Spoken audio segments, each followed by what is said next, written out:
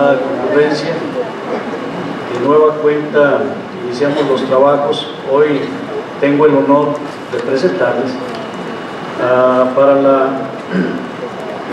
conferencia magistral de cierre de los trabajos de la 58ª Asamblea de la Academia Mexicana de Derecho del Trabajo y de la Previsión Social. Al magistrado Héctor Arturo Mercado López, él es magistrado de circuito del Poder Judicial de la Federación. Entre su currículum tenemos, tiene el honor de haber recibido la medalla Mario de la Cueva, otorgada por el Claustro de Maestros de Profesores de Derecho del Trabajo de la Universidad Autónoma de México. Maestro en Derecho Procesal, en Sociología, Derecho Procesal Laboral y Administración Laboral.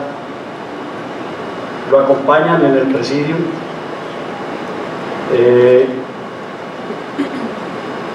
la académica de número, licenciada Alba Hernández, de la ciudad de Chihuahua. También el delegado de Quintana Roo, de la Academia Mexicana de Derecho del Trabajo, el maestro Manuel Moisés Alcocer Heredia. El tema que va a tratar es la reforma laboral, aciertos y desaciertos. Señor magistrado, es todo suyo el micrófono y pues adelante.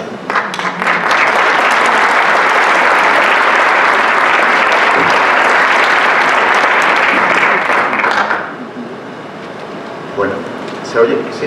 ¿Sí? ¿Está bien? Buenas tardes. Lo bueno de estar de este lado es que no veo nada en las filas de allá. Entonces yo supongo que haya 2 o 3 personas por ahí y les agradezco que hayan tenido la paciencia de venir en lugar de irse al shopping, a la línea, que todo el mundo gritaba en la mañana, queremos shopping, y aquí en el presidio nadie decía nada. Pero les aprecio mucho que estén aquí, muy agradecido con la academia por este honor de invitarme a dar esta charla a esta hora. Espero que pueda ser útil las reflexiones que haga, porque más que conclusiones lo que traigo son preguntas. El problema de esta reforma laboral no se agota con la aprobación de ella. Yo creo que se inicia con la aprobación de ella, y ese problema lo tendremos que enfrentar con mucha sabiduría, con mucha mesura, pero con mucha firmeza, tanto en lo que se esté de acuerdo como en lo que no se esté de acuerdo, y eso es muy importante. Muy agradecido con el doctor Ángel Guillermo Ruiz, con los miembros de la academia, con ustedes por su paciencia, insisto. Y bueno,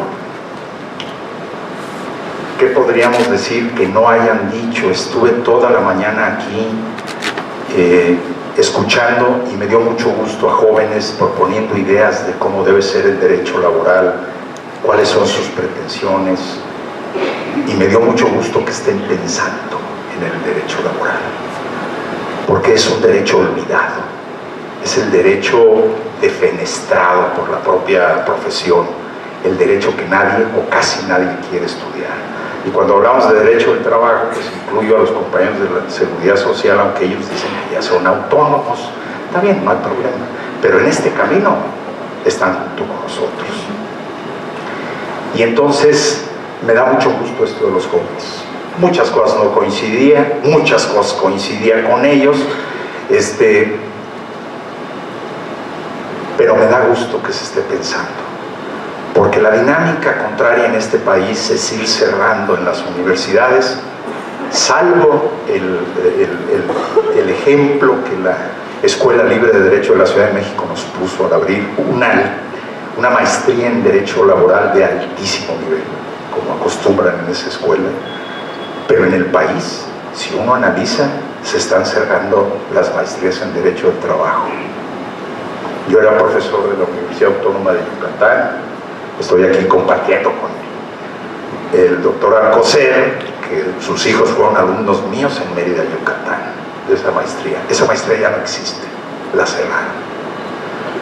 Y entonces tenemos un grave problema, y esta reflexión que les hago tiene que ver con lo que les quiero decir a continuación. Cuando se presenta un proyecto de esta envergadura, los enfoques que se pueden dar al proyecto son muy variados. Hoy he estado escuchando, y creo que ayer y antier fue exactamente lo mismo, enfoques en donde se discutían los contenidos de los artículos, su constitucionalidad, su técnica legislativa con el que estaban presentados, su precisión de contenidos y argumentativa. Pero hay otros enfoques que se tienen que abordar en una reforma de esta magnitud. Y estos enfoques tienen que ver con la viabilidad de la reforma como tal, si ésta efectivamente puede, tal como está, arribar a un buen puerto, de acuerdo a los objetivos que tiene planteados, cuando menos constitucionalmente, y la otra es la eficacia concreta de las normas. Si podemos vislumbrar en esas normas la eficacia que también se pretende. Siempre que se habla de derecho del trabajo, la idea central que a mí se me viene a la cabeza desde que lo estudié y decidí dedicarme a esta asignatura es que es el único derecho que reivindica de manera plena el digno desarrollo del ser humano, tanto en lo personal como familiar. Teóricamente el salario debe alcanzar para una familia, teóricamente la persona debe tener estabilidad en su empleo para que pueda tener seguridad en desarrollarse personalmente en otros campos, como puede ser el estudio y mejoramiento de su vida personal para ascender, como en la atención a la familia. La existencia de jornadas máximas no obedece nada más al hecho de que hubo batallas campales en el siglo XIX y XX para obtener la jornada máxima de 8 horas. Eso adquirió una funcionalidad después dentro del capitalismo. El capitalismo ilustrado, por llamarlo de alguna manera, entendió que para poder desarrollar la clase trabajadora requería esa clase trabajadora una jornada máxima, un tiempo para él, para el trabajador, para que se forme, y un tiempo para que asista a su familia y reproduzca a los trabajadores que lo van a sustituir. Todos esos valores, pareciera que con el avance de la tecnología y sobre todo con las crisis que hemos estado teniendo últimamente a nivel nacional e internacional, de la depauperización paulatina y lenta de las condiciones de trabajo, del exceso de existencia de ejércitos de trabajadores y el desprestigio del mundo sindical, el desprestigio el enfoque neoliberal que se le ha dado al desarrollo de las relaciones laborales, han venido deteriorando esta percepción de dignidad. Pero no nos podemos olvidar que la dignidad, bueno, en la OIT, en la Constitución de la OIT se dice que el trabajo no es una mercancía.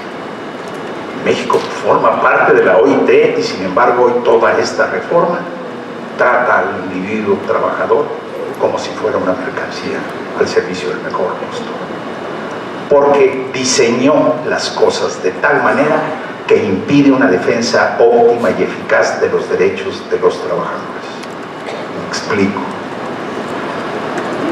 Si el derecho al trabajo tiene como objetivo el equilibrio entre los factores de la producción, capital y trabajo, por lo tanto todos los procedimientos o sistemas de justicia que atiendan en lo individual el fenómeno de las controversias deberá respetar el carácter tutelar y protector de la legislación laboral.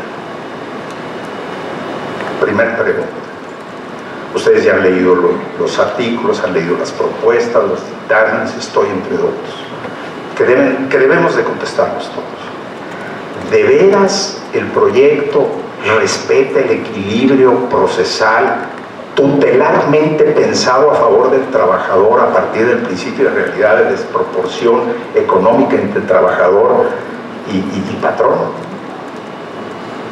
Si la respuesta es no. Pero si la respuesta es no, el problema no es tan simple de que no lo respeta, sino que inclusive lo invierte a favor del patrón. Al determinar en el mundo de la conciliación que el trabajador tiene que manifestar todas sus peticiones y que el patrón puede quedarse callado. Y romper y desconectar el mundo de la conciliación en el proceso individual del procedimiento de conciliación individual del mundo jurisdiccional, con lo cual se van a generar 3 o 4 meses entre que se inicie el juicio ante el Tribunal Laboral Federal o local, y entonces eso va a ser un tiempo inestimable para el patrón, porque ya sabrá de qué lo van a acusar, con qué hechos lo van a acusar, no se van a poder modificar. Pero podemos estar tranquilos, en este país no se fabrican pruebas. Entonces podemos estar muy tranquilos, no hay problema. Pero si por ahí hay un abogado de esos que luego existen, que andan pavoneándose que ya todo es un hecho y que esto es palo dado y Dios lo quita, y andan presumiendo de que ya la hizo, que los hay, y luego andan también fabricando pruebas, pues tiene esa posibilidad de fabricar pruebas. Pero además desequilibra el procedimiento laboral porque impide que el trabajador sepa también cuáles son las excepciones del patrón. Y entonces no solamente rompe el desequilibrio procesal que existía en la ley actual a favor del trabajador con las cargas probatorias, sino que ahora lo invierte, porque facilita todo el procedimiento. Eso no es lo más grave. Recordemos que el proyecto constitucionalmente, cuando se habló de él, se dijo que entre otras cosas era la desaparición de las juntas, porque parte de su problemática era la lentitud con la que funcionaba y la duración de los juicios laborales, que durante 4, 5, 6, 7 años podrían estar haciendo que esperara el trabajador para que se decidieran sus derechos. Se intentaba, por lo tanto, modificar el sistema de justicia laboral, que es muy penoso, eso no se puede negar, es vergonzoso el sistema que existe en la actualidad, para sustituirlo por tribunales nuevos. Y esos tribunales nuevos estarían dotados de todas las herramientas para que el procedimiento laboral adquiriese una dinámica que en su historia ha tenido: celeridad. Y entonces la pretensión era de que los juicios fueran rápidos. ¿Qué tan rápidos? Seamos optimistas, pensemos en menos de un año. Ya una compañera hoy en la mañana me sorprendió, porque estudió muy bien el procedimiento laboral chileno, con una propuesta interesante, nada más que allá es otra dinámica, pero ciertamente en Chile los juicios laborales ordinarios por despido duran 72 días naturales en promedio, entre que se presenta la demanda y se resuelve el asunto, y son absolutamente orales, inmediatos, de desahogo rápido de pruebas. Y entonces ese argumento me plantea esa circunstancia me plantea una segunda pregunta. Habiendo visto ustedes el procedimiento ordinario, no quiero hablar de los otros, no todavía, aunque me referiré al último sobre el procedimiento de seguridad social, pero en este ordinario despido, ¿ustedes sienten que se pueden acortar los plazos con el nuevo procedimiento existente, aparte del desbalance? Mi opinión es, segunda pregunta, no. Y mi respuesta sigue siendo no. ¿Por qué? Porque no se modifican muchas de las formas de desahogo de las pruebas. Porque muchas de las formas de notificación, a pesar de que se imponen ciertas cargas a las partes, terminarán siendo de los tribunales. Y entonces esto no hará más rápido el sistema de justicia. Y por lo tanto, no cumplirá uno de los objetivos de reforma constitucional, que es la celeridad de que duren menos de un año los juicios. Esto pensando en términos de ley, pero hay aspectos que a mí me interesa resaltar que no están en la ley. La primera de ellas es, estamos hablando de un sistema de justicia laboral con un organismo conciliador y tribunales federales y tribunales locales. Y todos hablamos de los procedimientos, como si atrás del escritorio, como litigantes ustedes, atrás del escritorio encontraran un juez o un funcionario judicial perfectamente capacitado y conocedor a fondo de los derechos laboral, de sus principios, de sus objetivos, y que va a saber tomar la decisión conforme a la característica literaria. Y la pregunta tercera es, compañeros, ¿existe suficiente personal laboral para cubrir toda la estructura del nuevo sistema de justicia laboral como gente perfectamente capacitada en derecho de trabajo? Ojo, no nos confundamos.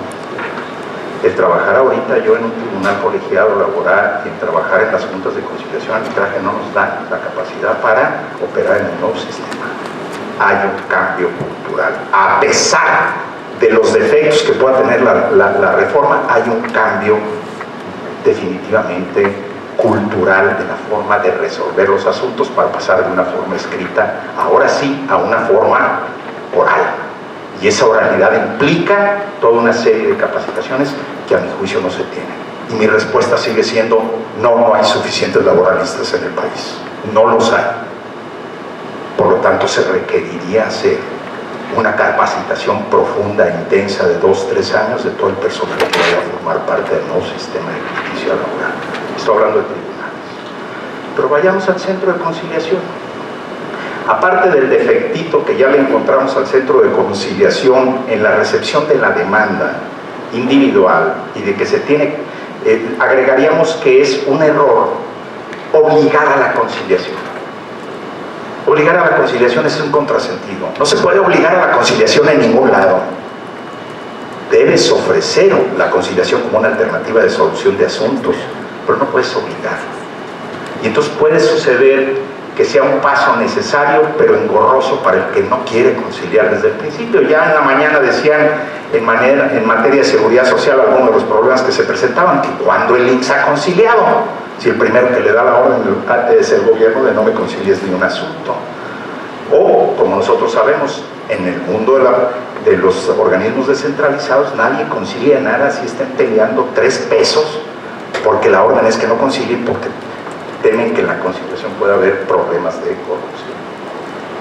Y entonces, aparte del fenómeno de la conciliación, no puede ser obligatoria, y de que el trabajador expondrá todas sus pretensiones y hechos y el patrón no, porque rompe el equilibrio, tenemos el fenómeno de que la pregunta es: ¿existen suficientes conciliadores en el país para sostener un sistema altamente profesional de conciliación y mediación a nivel federal y locales? Estamos hablando de que a nivel federal se están llevando ahorita alrededor de 500,000 de asuntos. Estaríamos hablando que a niveles locales, si juntamos todos los rezagos nacionales, estamos hablando de más de 1,000,000 de asuntos. No es cosa fácil, hay que medirla, hay que reflexionarla, hay que profundizarla, hay que darnos cuenta. Y sí, ya sé que ahorita están brillando cursos por todos lados de mediación y mediación y mediación, pero mediación que el perfil que la propia reforma propone es que sea un abogado experto en derecho laboral. Yo creo que sí, pero no son los únicos requisitos. Tiene que haber todo un perfil de formación para poder saber mediar. Y eso también es casi una carrera a nivel de licenciatura que pueden durar 3-4 años en su capacitación para ser verdaderos mediadores profesionales. Y entonces, segunda respuesta, la ley se vota en las próximas semanas, vía imposición, eso no tengo la menor duda, y entra en vigor de acuerdo a ese proyecto el 6 de noviembre. No hay tiempo para capacitar, ni a mediadores, ni a personal de los nuevos tribunales laborales, con el alta capacidad y profesionalismo que se requiere para poder llevar a cabo a buen puerto una reforma profunda, seria, serena, mesurada, medida, profesional. No los hay. Tenemos esos dos problemas que no son salvables en ese tiempo. Tercer problema. Verdaderamente existe, si dijéramos, bueno, vamos a hacer una capacitación capacitación profunda, vamos a escoger 300 personas, 500 personas y las metemos 8 horas diarias a capacitar, tanto de mediación como de laboral y de todo, para que enfrenten el fenómeno y primero a ver de dónde la agarramos. La gente no se quiere dedicar a laborar. Los que se dedican a laborar es porque tienen cierta sensibilidad social que los impulsa a buscar en el derecho del trabajo, esa es mi perspectiva, que todos vivamos mejor. No nada más nosotros, que todos. Los que de buena fe estamos en el mundo del derecho del trabajo, a eso aspiramos, a que la gente viva con dignidad. Bueno, las encontramos y los empezamos a capacitar. Ya no sé ni en qué pregunta voy a decir que en la quinta, nomás para no. ¿Hay el suficiente presupuesto destinado por parte del gobierno para establecer la capacitación a ese personal que de manera urgente hay que localizarlo en algún lugar y capacitarlo en el nuevo sistema? ¿Hay presupuesto? ¿De veras hay presupuesto? ¿O va a ser un seminario de 120 horas con el cual ya vamos todos a salir a decir yo ya soy capacitador o yo ya soy juez laboral? Pues no. Estamos hablando de eficiencia de la norma, estamos hablando de profesionalismo, de objetividad, de profundidad, de respeto a los principios del derecho del trabajo, de sensibilidad para juzgar, porque otra de las trampas que trae la reforma es que por ahí van a disputar los criterios con los que se debe de juzgar y van a disputar los criterios sociales y protectores de la legislación laboral. Y esto se debe a un fenómeno muy concreto. Todo el diseño de la ley de 1931 y de la ley de 1970 fue un diseño en el cual el gobierno cuidó mantener un carácter corporativo de la legislación laboral bajo el control del gobierno. Entonces el gobierno era el que decía, tú existes como sindicato, tú existes como mesa directiva, si te mueves no sales en la foto. Y entonces yo soy el que otorgo el registro, la toma de nota, pero yo controlo las juntas, yo controlo todo. El gobierno decidía qué sindicatos existían y cuáles no. Y les podría trastornar la vida a los sindicatos independientes, inclusive a los sindicatos que los patrones en aquella época intentaran formar. Porque primero estaba la CTM, la CRO, SOR, COR, el sindicalismo oficial por delante de estos organismos patronales. Con el rompimiento de la hegemonía priista y con el desarrollo del fenómeno de la economía neoliberal, se presenta un fenómeno de depauperización de los contenidos de los contratos colectivos en los años 90 y del golpeteo al sindicalismo oficial. Parte de eso se acentúa cuando el PAN toma la presidencia de la República, en donde el PAN no genera una política propiamente frente a los sindicatos, pero sí lo que propicia es la apertura de la formación de sindicatos en sectores empresariales. Si a eso le aumentamos nosotros la existencia de la subcontratación ilegal, que es el deporte nacional después de la evasión de impuestos, y estoy hablando de la subcontratación ilegal porque creo que la legal poco se aplica, en donde se presenta un falso patrón para decir que este no es el patrón, siendo este el patrón real, y asumir todas las responsabilidades. Y entonces, frente a estos fenómenos de la subcontratación ilegal, de la contratación colectiva de contratos de protección, que se supone es otra de las finalidades de la reforma, tenemos pues un fenómeno muy complicado frente a la posibilidad de enfrentar con profundidad esta cuestión de la defensa de los derechos colectivos de los trabajadores. Me estaba haciendo yo referencia al organismo de conciliación porque otro problema que tenemos es, no hay el presupuesto que habíamos dicho, pero otro problema que tenemos es esto. Tenemos que elaborar una reflexión muy profunda y muy serena en relación a la ley para determinar cuáles son las facultades que la Constitución le dio al organismo conciliador respecto a los tribunales. Porque esta estructura corporativa que tenía la ley anterior, ahora la transfiere al organismo de conciliación Y este organismo de conciliación lo que propicia es la organización sindical vía patrones, y por lo tanto el corporativismo oficial que existía antes se está desplazando hacia un corporativismo difuso, profuso, pero no confuso. Y entonces se está yendo hacia el mundo patronal, pero sin perder la característica de filtrar toda la actividad colectiva a través de un órgano de conciliación que va a ser el que va a concentrar toda la actividad. Y desde el que el gobierno intervendrá cuando tenga intereses estratégicos que desarrollar. Entonces se da una especie de dualidad corporativa en la organización sindical de la actualidad. Doble. Y entonces tenemos el problema de que hay que analizar entonces cuáles son las facultades de ese órgano de conciliación. Porque hasta donde yo entiendo solo puede hacer dos cosas: conciliar, que no es decidir. La conciliación implicará siempre que las otras partes digan si concilio o no concilio. Y la otra es registrar. Y registrar públicamente. Y registrar, que la ley diga, presentas esto y se te registra, como si fuera un registro público de la propiedad. Pero no tiene facultades de decisión. Sin embargo, sin entrar en el detalle, porque el tiempo no nos lo permite, todo el procedimiento colectivo que existe en materia de sindicatos, de contratación colectiva y de ejercicio de huelga, otorga facultades al centro de conciliación para tomar decisiones que a mi juicio son de carácter jurisdiccional, y por lo tanto estas deberían de pasar a los tribunales, o cuando menos delimitarse perfectamente. El organismo de conciliación nace pues con facultades, a mi juicio, cuestionablemente inherentes a la naturaleza de su función, profundamente inherentes. Y ahí vamos a tener muchos problemas de constitucionalidad, muchos. Aquí el profesor Maldonado hoy nos dio un ejemplo puntual de algo que era profundamente inconstitucional, que bien nos aclaró al final que ya parece que se está dando marcha atrás en el dictamen, pero uno nunca sabe, hasta que no haya ley en papelito.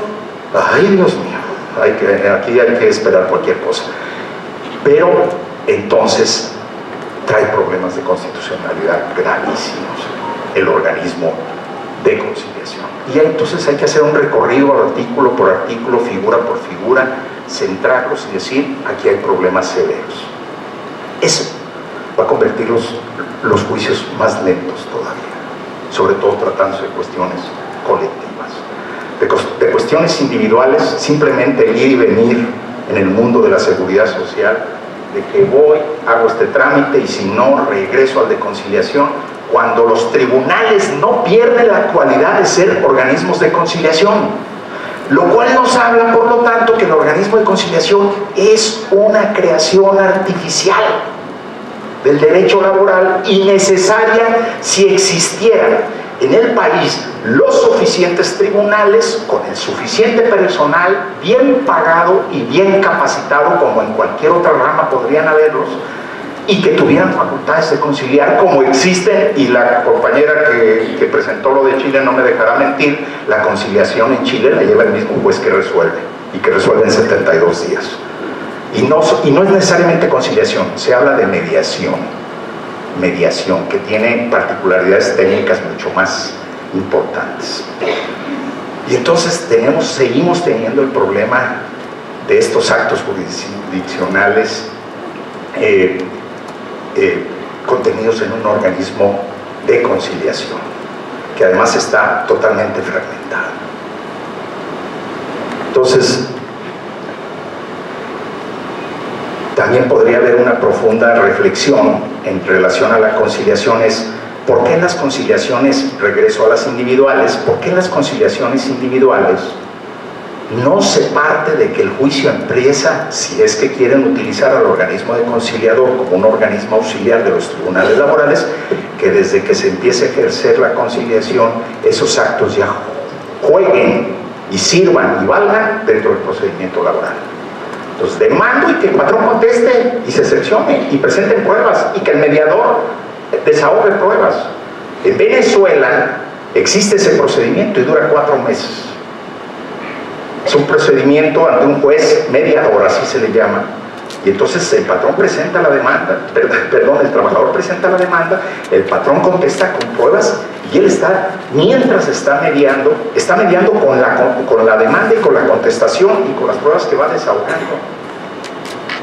Todo lo que él haga no va a tener ningún valor en el juicio laboral.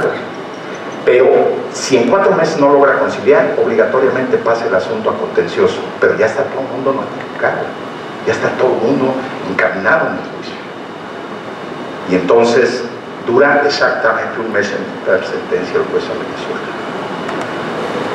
Y si apelan, que se apela en ese momento, todo otorgado de una gran solemnidad. En 1 mes la apelación queda resuelta. De tal manera que en Venezuela, a pesar de que se va a la luz cada tercer día, los juicios, salvo estas cuestiones externas al procedimiento, cuando hay un funcionamiento normal de la regularidad social, los juicios no duran más de 6 meses. Entonces sí hay maneras de diseñar juicios que medien, concilien, reciban pruebas, desahoguen pruebas, y no lo que nos están planteando aquí. Otro problema que tenemos, ya se hicieron algunas propuestas sobre el problema de la testimonial, de la confesional. Yo diría, ¿y la pericial qué? ¿Para qué 3 peritos? Si ya sabemos que uno va a decir sí y el otro no. Esos dan más certeza que una novia de bolsa. Y entonces nos vamos a ir al tercero en discordia. En algunos países existe solamente un perito. Si se objeta un documento y están en la audiencia oral, en ese momento el juez aprieta un dedo y sale el perito por una puerta del que se pidió y saca las firmas, obtiene los documentos, toma el arma, qué sé yo, lo que se vaya a peritar. Cuando hablo de arma es otro procedimiento, te estoy hablando de lo laboral. Y en 2 días está la audiencia para oír al perito. O sea, el que pide un peritaje y objeta un documento tiene 2 días nada más de ganancia. Aquí en México, el que objeta un documento tiene meses. Pregunta, ¿ese asunto quedó resuelto con esta reforma? No. Siguen los 3 peritos y la objeción de documentos, según mi pronóstico, se intensificará por ese periodo que se abre a los patrones de obtener la documentación con toda calma en defensa, fabricando y prefabricando.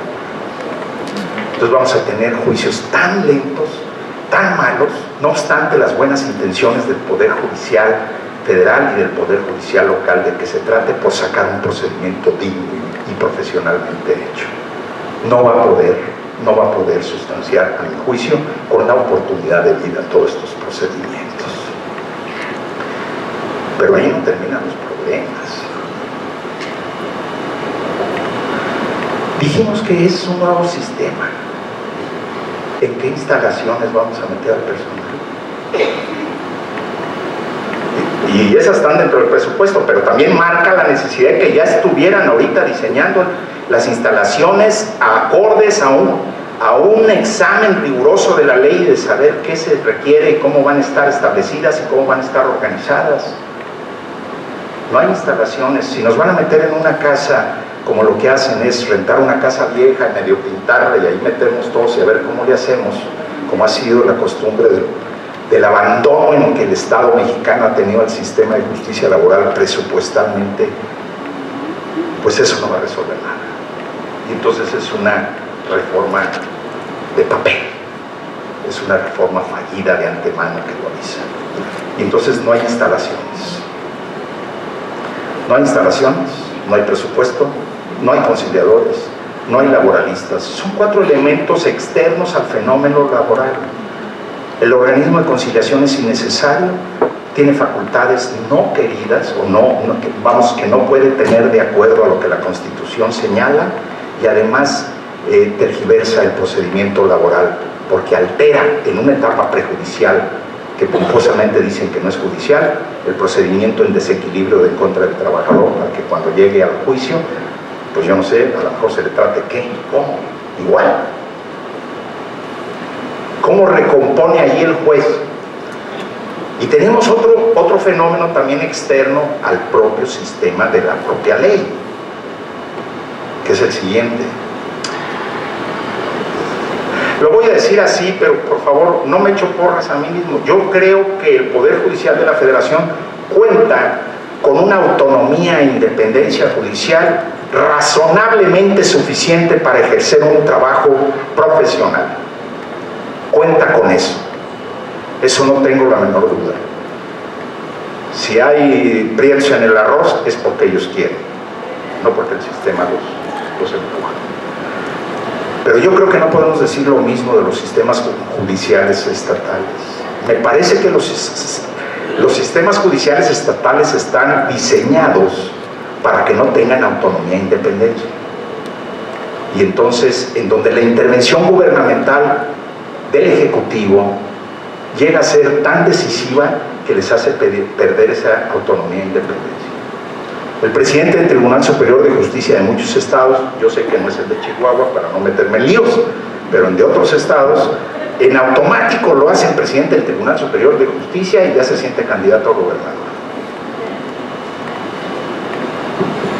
Yo creo que hay que hacer un rediseño de leyes locales que permita diseñar un poder judicial, no nada más laboral, sino en su conjunto absolutamente autónomo e independiente, con autonomía presupuestaria. Si en ese diseño, tanto el funcionamiento del órgano de conciliación como el funcionamiento de las tribunales laborales locales van a estar fuertemente cuestionados en su eficacia y su eficiencia, porque entonces bastará con que no se lleve un trabajo eficaz y eficiente para que se recorte el presupuesto. Entonces tenemos un problema de diseño instrumental y real. ¿Cuál es el beneficio que pasen las juntas a los poderes judiciales locales si no se puede garantizar institucionalmente la autonomía e independencia de esos tribunales? Esa es una pregunta.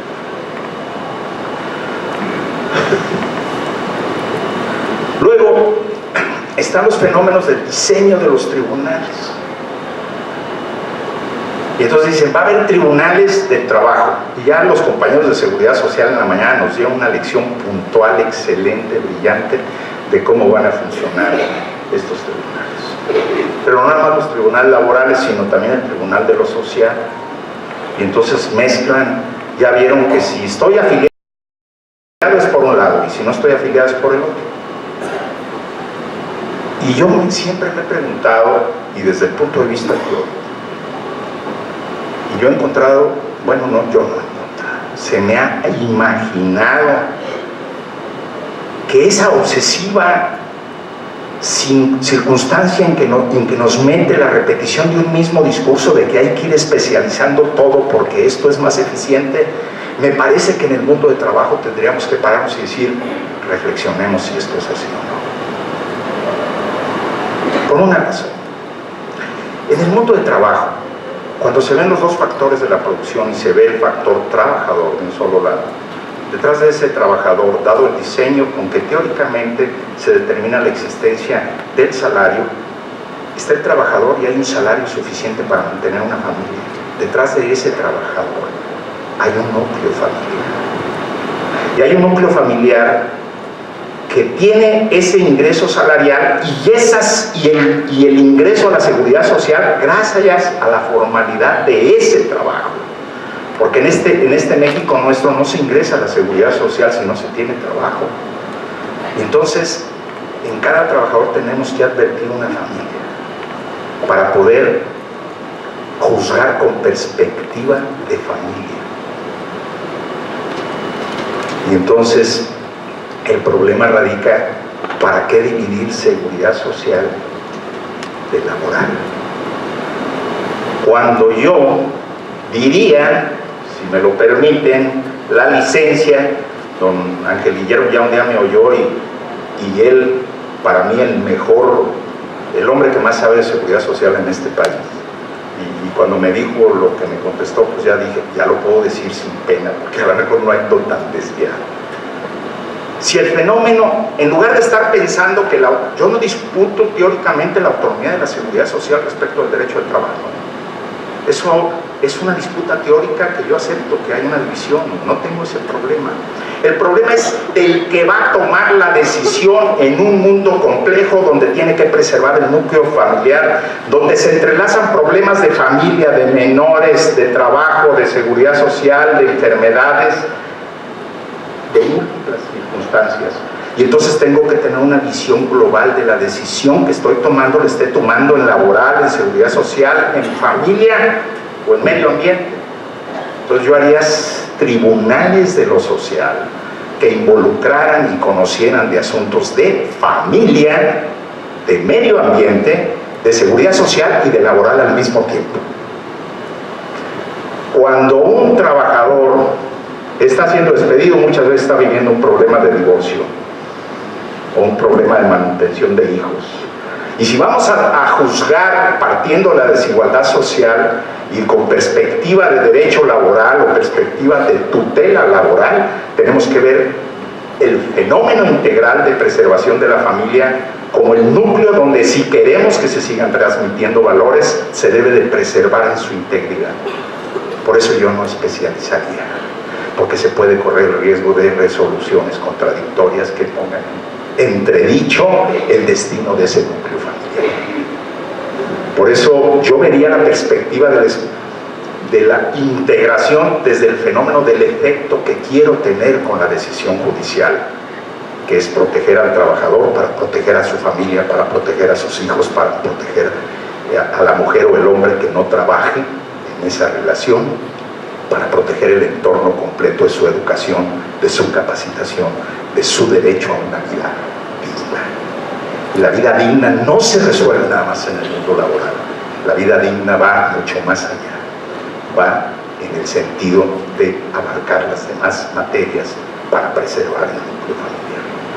Derecho familiar, yo supongo que alguna vez en la historia dijeron, no, pues eso forma parte del derecho privado porque pues, son entre personas privadas, no hay autoridades, entonces es derecho privado. Pues yo creo que ya debemos de preguntarnos, ¿para qué sirve entonces el derecho familiar?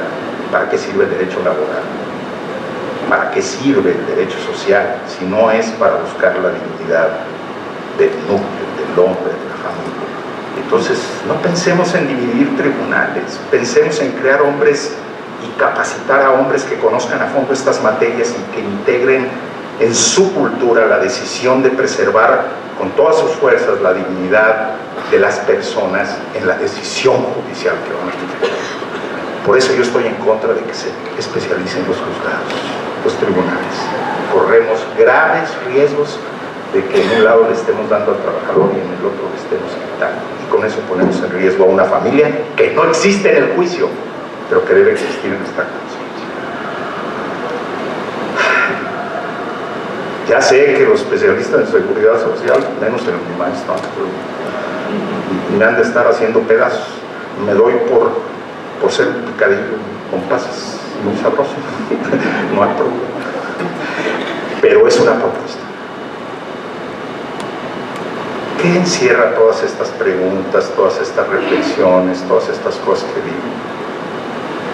Aquí, compañeros con los que hemos caminado durante meses pidiendo que esta ley no se vote, que esta ley no se discute, que esta ley no se discuta en el Senado y en la Cámara de Diputados, que se discuta en el país primero.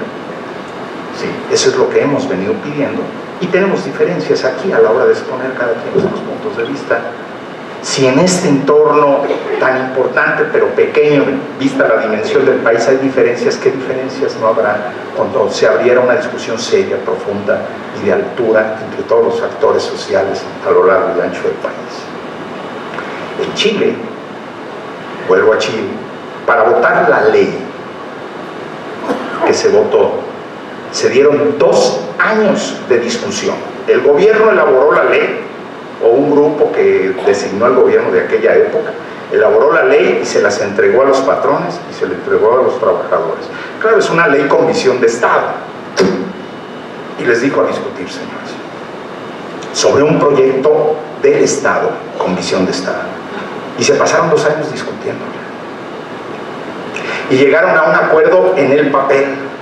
Pero para saber si la ley iba a funcionar, cuando se vota, se determinó que no entrara en vigor en todo el país, que solo entrara en vigor en determinadas zonas de Chile, en donde como plan piloto iba a funcionar durante 2 años para determinar cuáles eran las virtudes y cuáles eran los defectos de esa nueva reforma y qué se requería de capacitación para el personal, muchas cosas. 4 años después se hizo una revisión, se hicieron los ajustes, 2 años después se hizo la revisión, se hicieron los ajustes, se volvió a dejar otro año en ejercicio y entonces entró plenamente en vigor en todo el país, ya explorado el éxito. Y les voy a decir una cosa, estuve en Chile ahora en noviembre, hablando con jueces y revisando el procedimiento en Chile. Entonces la jueza con la que yo hablé me decía, el problema que estamos viviendo en Chile es que es tan exitoso el sistema de justicia laboral, el de tribunales, de letras, como bien decía la compañera que se llama, que la gente no quiere conciliar. ¿Por qué? Porque sabe que en 72 días le van a resolver su asunto en el fondo. Mejor vamos a ver cómo nos va. Y entonces la conciliación no, que la lleva a cabo la misma juez, opera en lo que es obvio, reduce la litis, pero lo otro es muy rápido. Y entonces dices, ese es el problema que tenemos, que nos estamos empezando a saturar.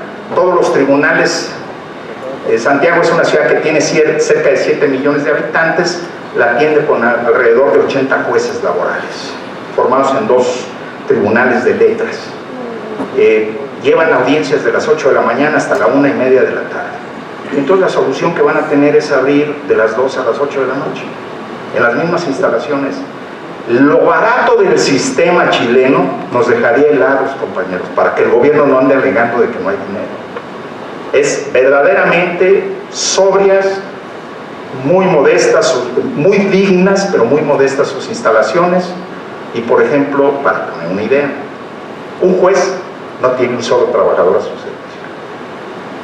En total, para atender Santiago de Chile, 7 millones de habitantes, son 80 jueces y 140 funcionarios más de los 2 tribunales de letras que involucran cerca de 40 jueces laborales. Entonces, ni siquiera eso se ha estudiado en México. Aquí se alega mucho que se ha abandonado el sistema de justicia laboral porque no hay dinero y no hay presupuesto y siempre es el hijo abandonado. Pero ahí está una opción para manejar un sistema altamente confiable, altamente profesional y muy barato. Y no se han hecho estudios de eso. Por eso yo le pediría a Ángel, yo suscribo todo el documento completito, no soy miembro de la academia, pero con gusto lo sería y ojalá algún día lo logre, pero suscribo completito el documento que hoy leíste. Y a lo mejor yo te pediría una petición más, que se pidiera expresamente al Congreso de la Unión que no discuta la ley, que lo que debe discutir es un proyecto constitucional para ampliar el periodo en que debe entrar en vigor, periodo que por cierto ellos ya rompieron en sus fechas, y que entonces lo amplíen a 2 o 3 años para convocar a un gran debate nacional de los verdaderamente expertos en torno a la ley y en todos sus puntos, para construir un sistema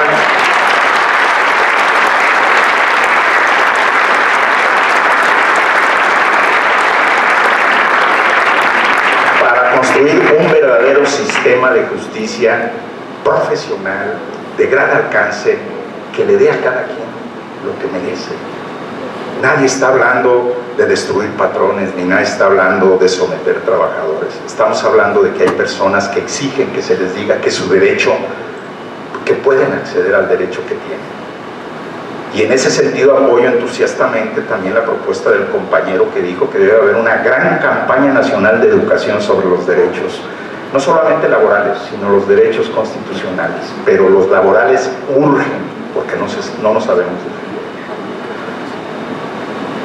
Yo pediría, si es posible, que se agregara eso, pero esto lo tiene que la Asamblea someter a votación de ustedes. Lo cual habla pues de la necesidad de un gran diálogo social, un pulcro diálogo social, un mesurado diálogo social, pero tenemos que discutir, tenemos que reflexionar. No me gustaría estar como magistrado resolviendo en tribunales algo que se debió haber resuelto con la palabra y el diálogo de altura y serio. Si eso sucede, es que está fallando algo en nuestro país. La judicialización es cuando, habiendo posiciones opuestas, ya no hay posibilidad de conciliar. Y ellos que reivindican tanto la conciliación han sido incapaces de sentarse con los que hemos sido críticos del proyecto, a decir, lo defiendo así. ¿Por qué? ¿Qué esconden? ¿Por qué se niegan a discutir el asunto abiertamente?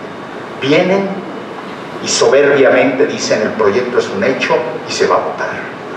Pues el proyecto podrá ser un hecho y se va a votar, pero nosotros no nos quedaremos callados.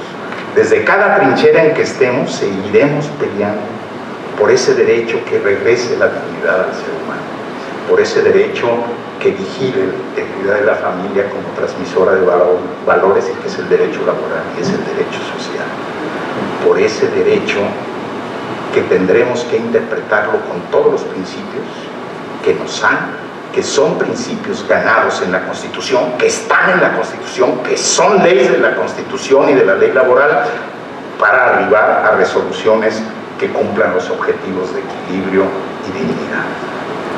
Por eso, esa petición yo la señalo, y lo único que me resta por decirles en esta charla, en esta reflexión, en esta, pues, ¿qué diríamos? Lluvia de palabras, yo les pido su comprensión, es la necesidad de ser muy conscientes de que esta reforma sí se está jugando cosas fundamentales en este país. Miren, y la última idea que señalo. En Europa, la gran discusión ahorita ya no es sobre este derecho laboral.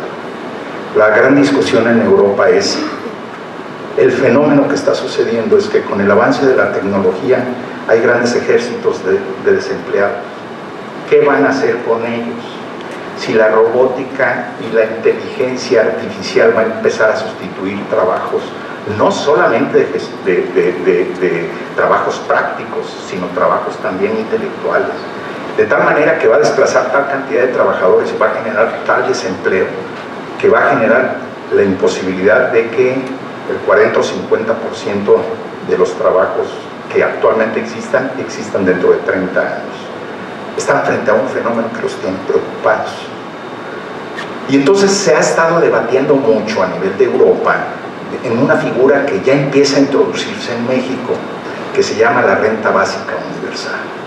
Y la Renta Básica Universal fue una propuesta de ley que hizo una diputada de un partido de izquierda en México desde 2014, y que otro senador de un partido de izquierda también reivindicó dentro del Senado, y que ahora es parte de la campaña del Frente de Izquierda, pero que tampoco está abandonado por el Frente de Morena, pero que también se trató de introducir en la Constitución Política de la Ciudad de México, pero no se aceptó. En aquella época el PAN la rechazó, hoy la reivindica.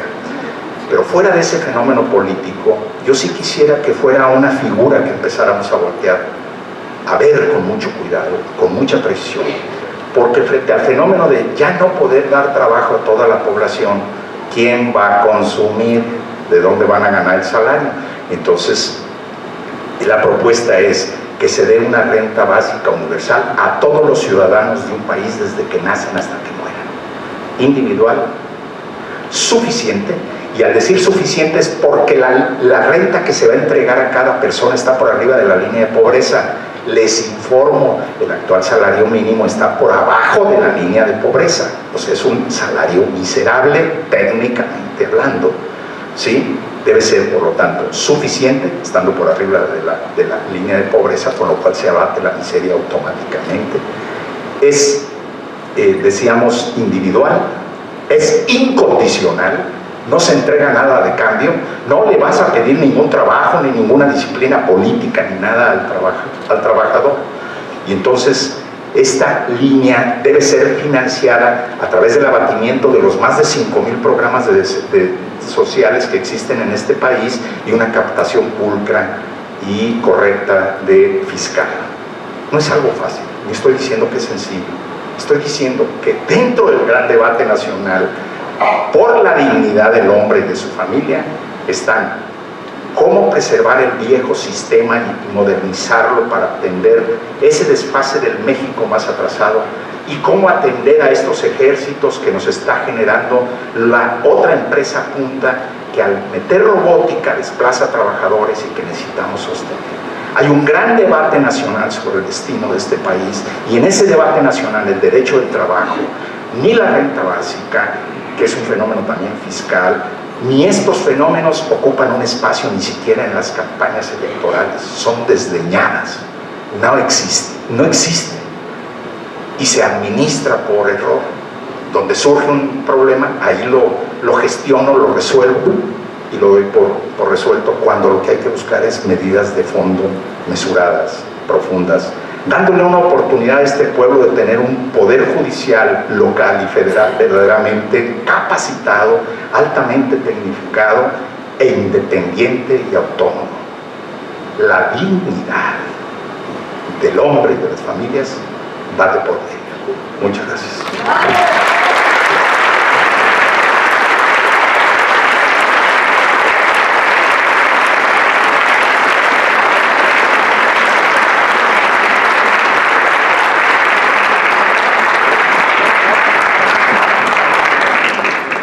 Extraordinaria ponencia del magistrado. Vamos a dar un espacio de preguntas, si viene bien. Si algunas personas quisieran participar, bueno, nos encantaría escucharnos para sus respuestas.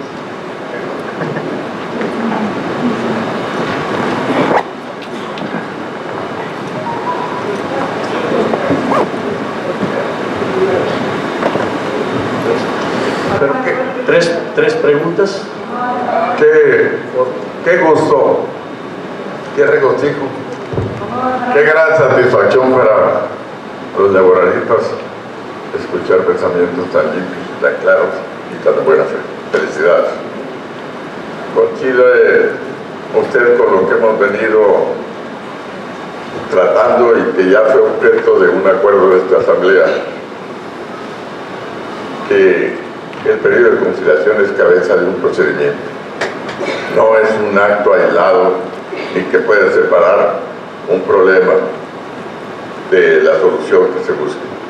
Por eso hemos insistido en que la demanda debe ser presentada ante este órgano de conciliación para que sea una pieza procesal que se conozca y que se conozca hasta la contestación.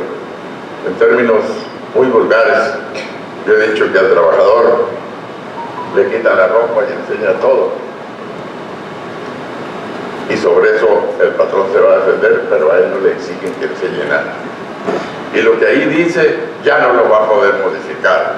Entonces hay una preparación extraordinaria para la defensa, conociendo lo que ya no se va a cambiar, mientras que el trabajador no sabe cómo van a hacer. El patrón basta que diga: no quiero conciliar. Bueno, pero ya conocí lo que tú quieres, ya oí tus argumentos, ya tengo suficientes instrumentos para autorizar una solución. Enhorabuena, felicidades.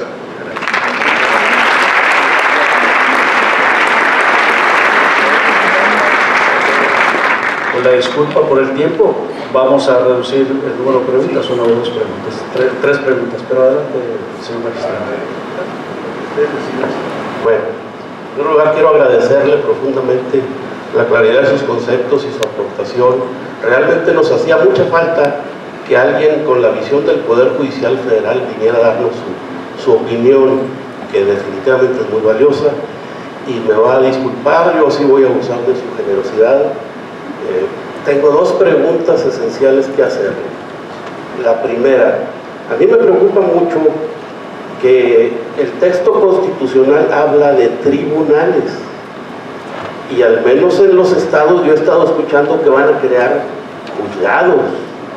¿Qué pasaría si se implementa con juzgados? ¿Qué validez van a tener las sentencias que dicten esos jueces? Eso es por un lado. La otra que me preocupa mucho es la garantía, derecho humano elevado ya, que está inclusive en tratados internacionales, sobre el derecho que tenemos y que tiene todos los humanos a ser juzgados por leyes previamente establecidas a los hechos y por tribunales o jueces también previamente creados a los hechos. En el transitorio se habla que a partir de que entre la reforma automáticamente lleva todos los asuntos con los jueces. pero ya van a juzgar hechos anteriores y con una ley que no existía al momento de los hechos. Y yo no he escuchado a alguien que comente o que opine de eso. Entonces, pues abusando su generosidad, si quiere saber su opinión. Gracias. Sí, la otra persona que iba a hablar estaba por acá. No sé cuál es la... ¿Usted? ¿Usted va a contestar primero o yo le digo lo que le tengo No, que me decir? gustaría escuchar todas las preguntas para hacer una única contestación y honrar el tiempo. Bueno, igual que mi compañero anterior, quiero agradecerle la claridad de sus conceptos, sobre todo habernos honrado con esta disertación que usted hace, porque la socialización del derecho laboral es algo inminente que todos los diferentes ponentes, jóvenes universitarios, licenciados en Derecho, doctorados, maestros, han planteado durante esta academia, pero creo que usted ha tocado fibras muy importantes. A lo mejor no todas las que quisiera, porque muchos son abogados patronales, pero lo que sí es que innegablemente yo creo que también algunos, sobre todo los jóvenes que son el futuro de este país, los tocó. Yo quiero agradecerle por decir lo mismo que muchos con diferentes palabras y pedirle una disculpa a mis compañeros si los ofendí, aunque creo que no ofendí a nadie de manera personal y directa. Ojalá y cuando copiamos leyes de otros países lo hiciéramos de manera integral, como usted claramente lo ha expuesto. Lo que no va a funcionar de lo que es copiar una ley chilena laboral es lo que nos falta en esa ley, y yo por supuesto que secundo su posición, porque lo dije el día de ayer. La academia debe de ser enérgica en que no se empiece a discutir esta reforma que ya todos conocemos, que es prácticamente pública y que va a lesionar la vida de las familias a las que usted hizo alusión en su participación. Muchísimas gracias, magistrado. Qué bueno sería que todos los magistrados a nivel federal tuvieran la misma conceptualización que usted. Gracias.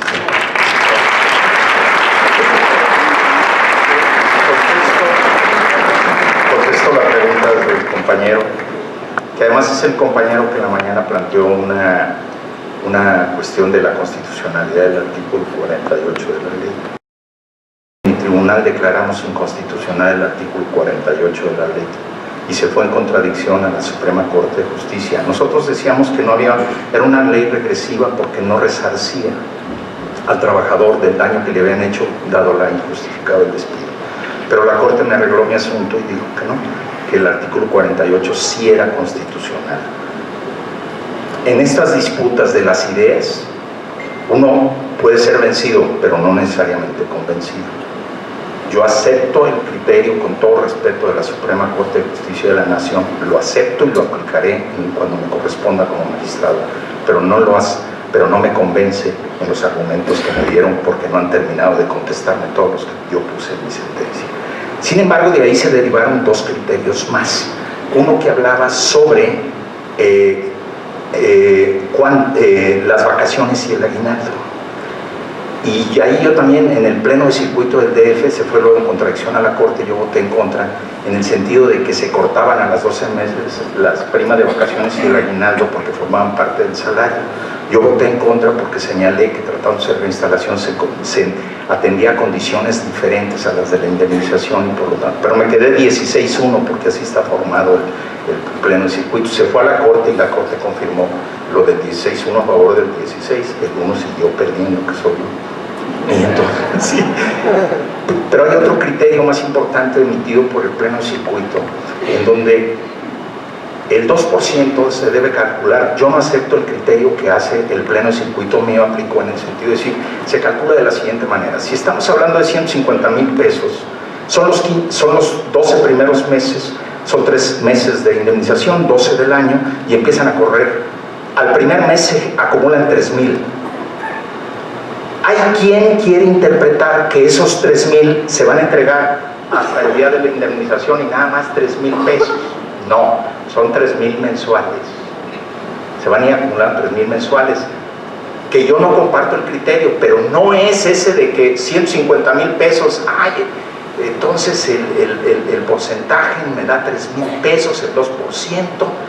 estoy en el ejemplo siguiendo el ejemplo, son 153,000 que voy a entregar dentro de 5 años. No, vas a ir acumulando 3,000 cada mes. Nada más que la diferencia, yo sí tomaba el anatocismo como el marco de referencia bajo el cual deberían de computarse los intereses del trabajador y acumular intereses sobre intereses. Y ahí fue donde dijeron, tratándose de los bancos sí se acumulan, pero tratándose de los trabajadores no. Entonces ese es el asunto. Y luego en sus preguntas que usted me hace ahorita, no me recuerden, era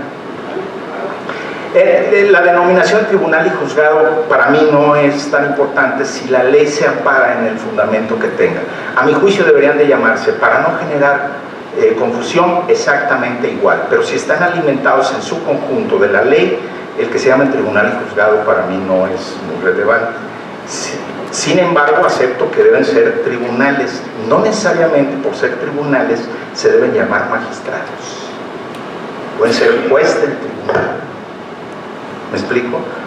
En Chile, le digo, es el tribunal de letras y lo conforman 34 el primero y 36 el segundo tribunal, o 40 y tantos. Y entonces el asunto en Chile no cae con el mismo juez siempre, sino que el juez lleva una fase, cuando regresa le puede tocar a otro del tribunal 1, pero a cualquiera de los 34. Entonces, me parece que eso no le veo mayor problema. Pero bueno, ya al rato platicamos con más calmita. Y la otra pregunta era la de...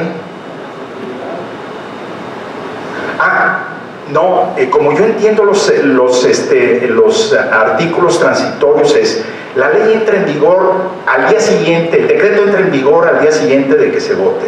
En ese momento la ley entra en vigor. Pero las instituciones que lo conforman deben entrar en funcionamiento el 6 de noviembre. Tiempo absolutamente escaso para los objetivos de organización, ¿eh? Le hagan como le hagan, va a ser un fracaso, todo va a estar habilitado perdón, voy a usar una palabra coloquial, al aventón, y sin dinero y sin instalaciones.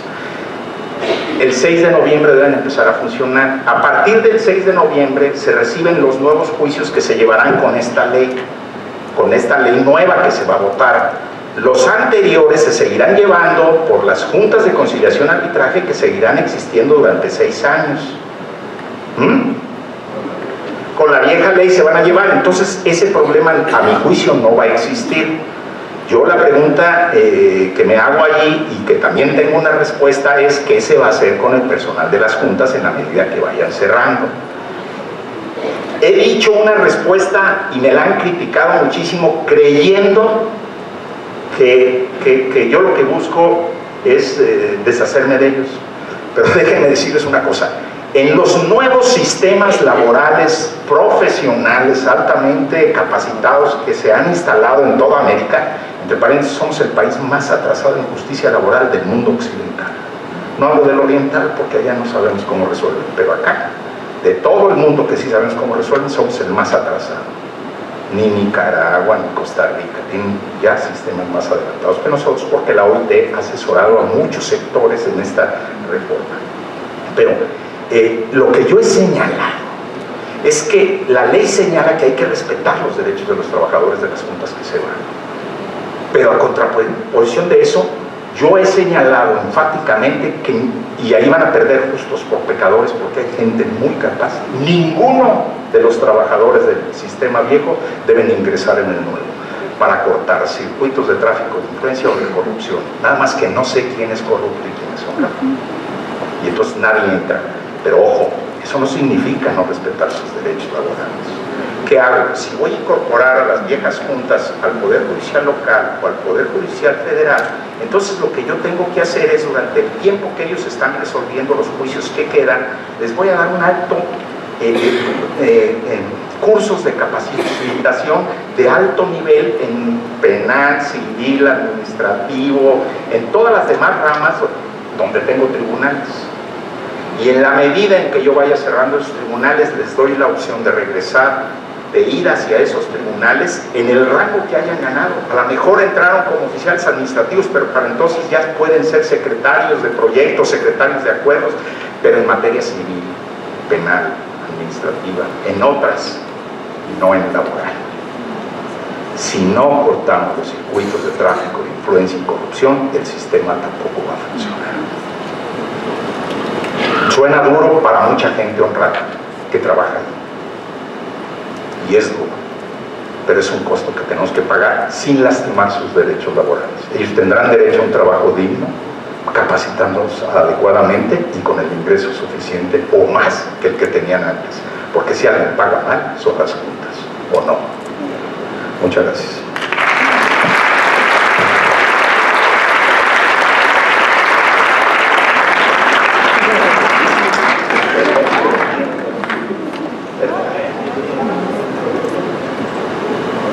Amables asambleístas, en verdad privilegiados por la presencia del magistrado Héctor Arturo Mercado López, extraordinaria su ponencia, disertación, en verdad muy contentos.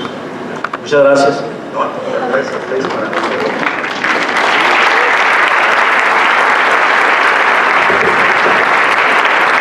a despedir del presidium al magistrado Héctor Arturo Mercado López, así también a sus acompañantes, a la licenciada Alba Hernández y al maestro Manuel Moisés Alcocer Heredia.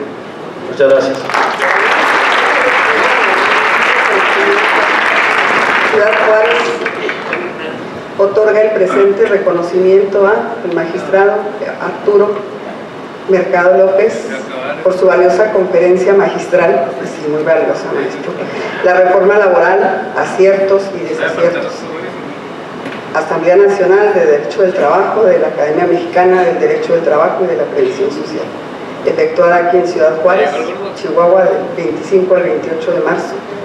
Y pues lo firman el presidente y la secretaria de Trabajo, la licenciada Ana Luisa Herrera. Es un gusto tenerla aquí.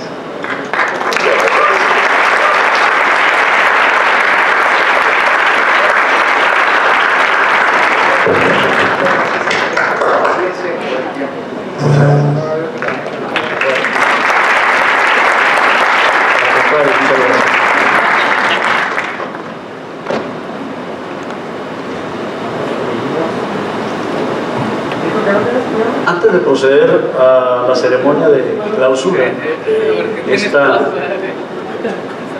interesante asamblea 58ª de la Academia Mexicana de Derecho del Trabajo y de la Previsión Social, nos vamos a dar unos minutos para cambiar un poquito